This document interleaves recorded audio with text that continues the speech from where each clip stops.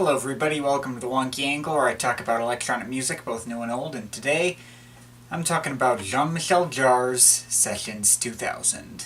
Okay, so welcome to Volume 2 of 2000's Jarre albums that I think deserve way better recognition than they typically get. This one actually isn't available on Spotify as of recording this. I did make the mistake of not looking whether Metamorphoses was available in my review of that yesterday, and that one is up now. As is Geometry of Love, his album after this one. In my defense, they haven't even been up for a full week, but whatever. Maybe the same thing will happen again and they'll make this album available in the span of time between my recording this and uploading it. That'd be nice, though I also kind of doubt it. Whatever, anyways, so we were just talking about how Jarre entered the new millennium in exactly the way you'd expect him to, utilizing the newest technology, combining his usual style with some new ideas and creating something that really sounded futuristic and ahead of its time. His second album in this decade was, not that. This is one of the strangest moments in Jarre's career, one of his least characteristic, but also one of the albums that most cements why I love the guy so much. Because Sessions 2000 is Jarre's attempt at making a jazz album. And this came basically out of nowhere. Jarre was never the kind of artist who ever really implemented jazz into his music. He was always more of a classical guy. I think really the only other time off the top of my head where he tried something in this vein, made a big deal out of it, was Last Rendezvous, Ron's piece.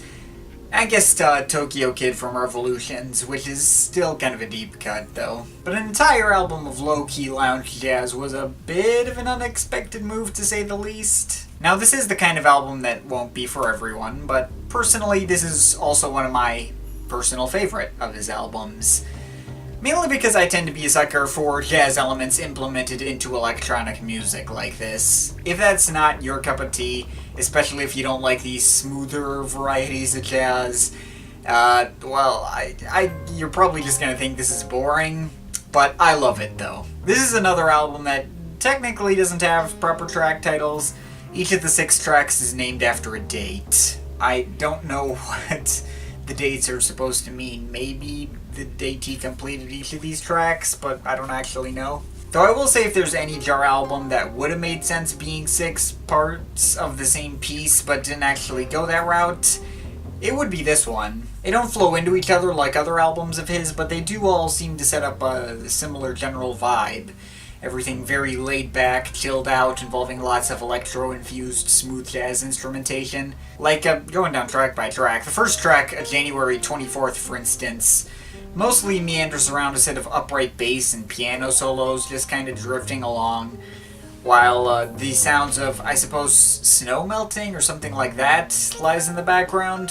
There's also an intro of some weird orchestral samples, which is a nice touch. March 23rd, meanwhile, takes a more upbeat approach with a stronger drum groove, bright and sunny trumpet solos, violin sections, and even what sounds like steel guitar at one point. I suppose there's a bit of a theme here on this album, where each of these tracks is trying to capture the time of year that each title is dated at.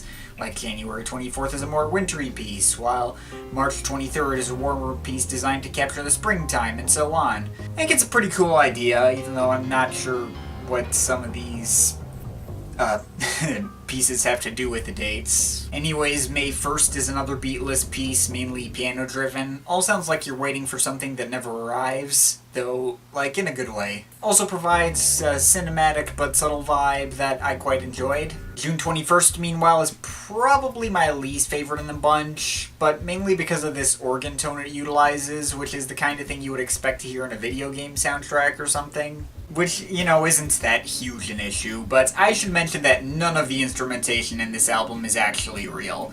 All of it is synthesizer imitations. But for the most part, the instrumentation sounds real enough that you could have fooled me. And all sounds really nice. Even the more fake-sounding parts like this at least adds to the vibe that Jarre is going for.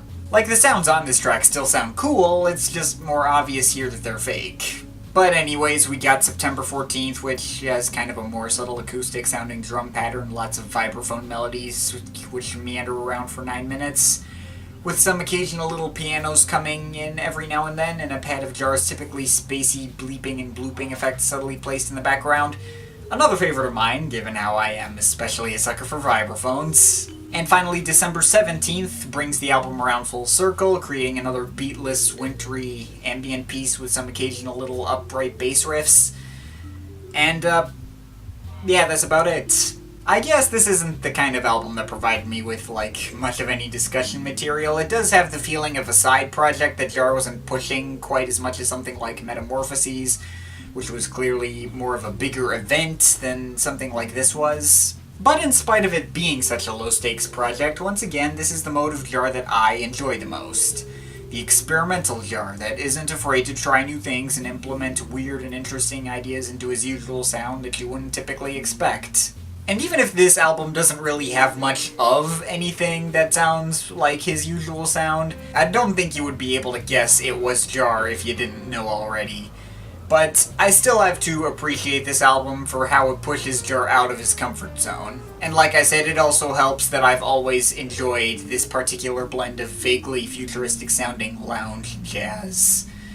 It's not the kind of album I'll expect to be for everyone, but I stand by Sessions 2000 as one of Jarre's strongest and most consistently enjoyable works to date. Definitely among the highest ranked Jarre albums for me personally. Definitely worth a shot. I'm overall feeling an 8.3 out of 10. But of course, this is just my opinion. You can feel free to disagree with it, but I'd like to hear your thoughts, so leave the comments in the comment thing down there. Shout out to my Patreon supporters. They're awesome people. If you want to add yourself to that list or make me review something, link to my Patreon is in the description. But yeah, that's pretty much it. That's all for today. See you next time.